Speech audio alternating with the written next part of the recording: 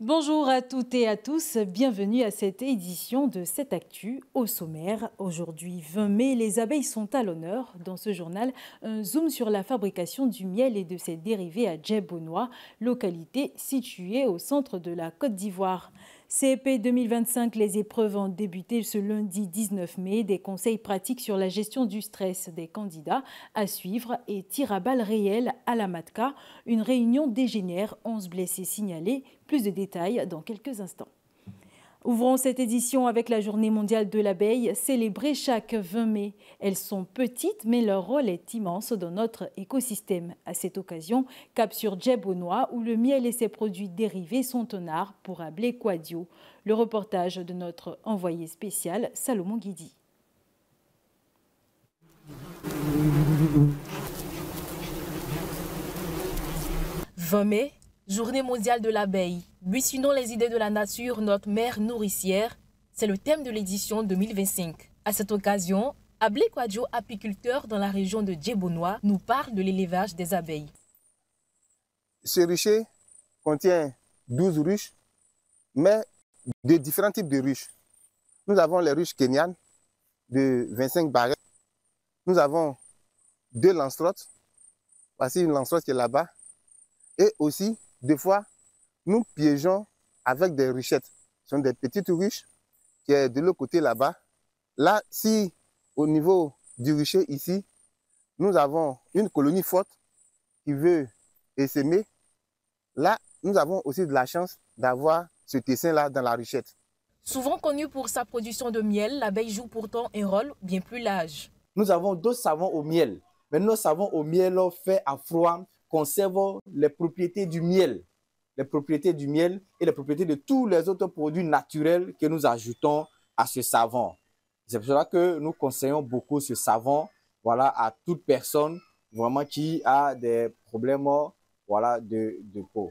Cette date n'a pas été choisie au hasard. Elle rend hommage à Anton Jansa, créateur de l'apiculture moderne. Cette journée du 20 mai vise également à sensibiliser à la nécessité de protéger ces insectes en danger, souvent menacés par l'usage excessif des pesticides, la déforestation ou encore le changement climatique.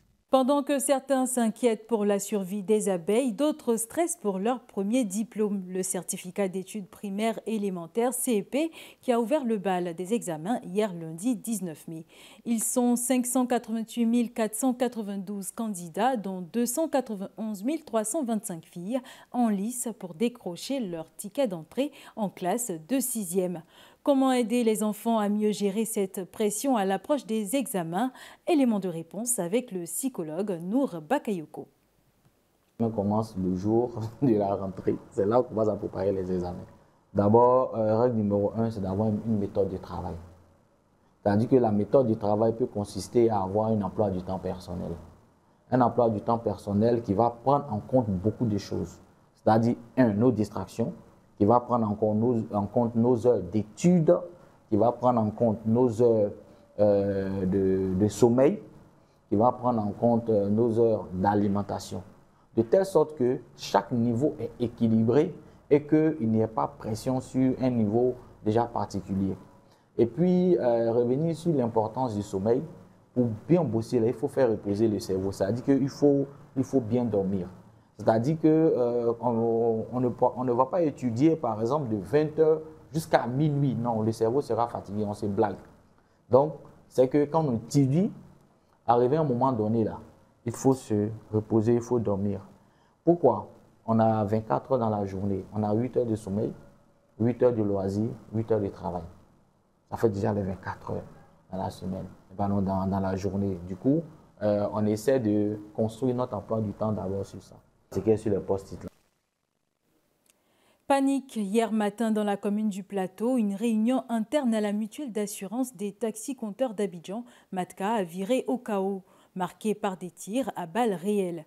Une assemblée convoquée pour désigner un directeur intérimaire s'est terminée plus tôt que prévu par des coups de feu peu après 9 heures.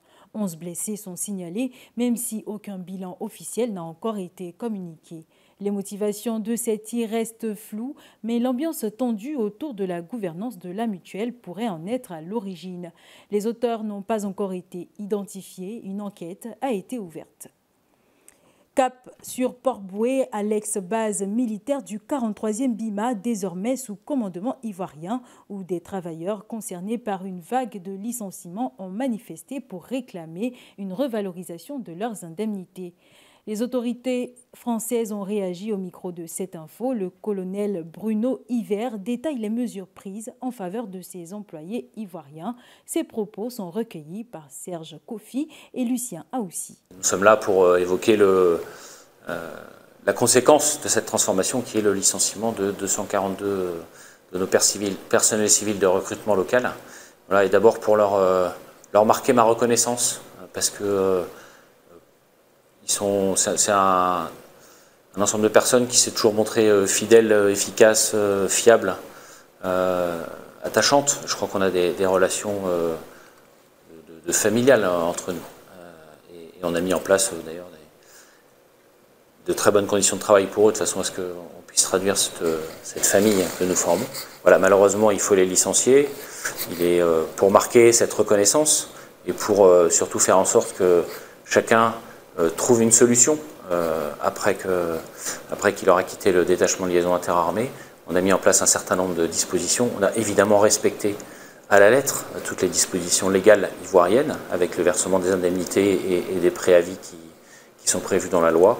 On a également respecté un accord d'entreprise qui avait été signé par les syndicats en 2023, qui prévoyait, dans le cas d'un départ partiel ou total de la force, le versement d'indemnités. Donc là aussi, on respecte à la lettre, au franc près, nos obligations. Et en plus de ces obligations qu'on avait consenties, qu'on avait acceptées et négociées avec eux, nous verserons une prime à l'ensemble du personnel. Et surtout, parce que j'ai une très grande attention au fait qu'ils puissent continuer à vivre dans des conditions décentes, nous les accompagnons dans leur reconversion.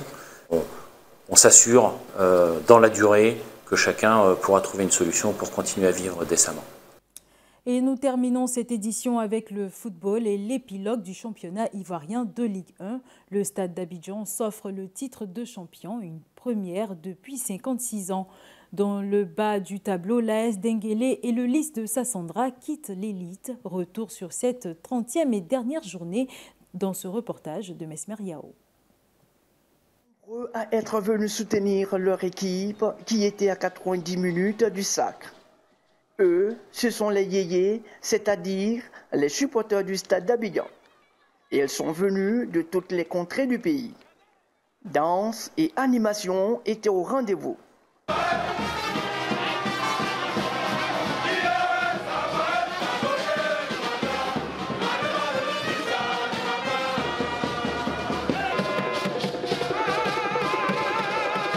Après 90 minutes âprement disputées et qui ont vu la victoire du Stade sur le Lys de Sassandra 3-0, les supporters ont savouré ce sac.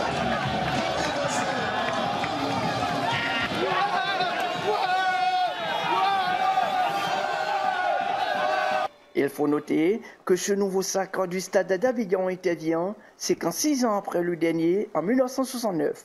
Ce titre porte désormais à 6 le nombre de championnats remportés par le Stade d'Abidjan.